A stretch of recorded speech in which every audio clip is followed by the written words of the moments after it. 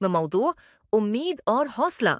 एक शहर में एक नौजवान लड़की थी जिसका नाम मरियम था। मरियम एक गरीब घराने से ताल्लुक रखती थी और उसकी जिंदगी में हमेशा मुश्किलात आईं।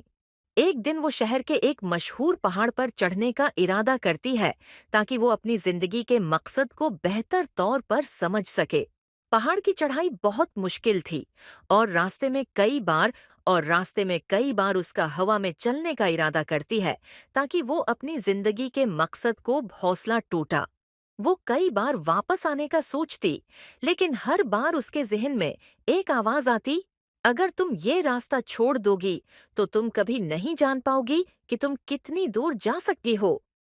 आखिरकार थिक हार कर और कई बार गिरने के बाद मरियम पहाड़ की चोटी तक पहुंच जाती है। वहां पहुंचकर उसकी आंखों में एक नई रोशनी थी, क्योंकि उसने न सिर्फ पहाड़ को सर किया बल्कि अपनी जिंदगी के अंदर की उम्मीद और हौसले को भी जीत लिया था। सबक: जिंदगी में मुश्किलात आएंगी, मगर अगर आप उम्मीद और हौसले के साथ आगे बढ़ें तो आप हमेशा अपनी मंजिल तक पहुंच सकते हैं।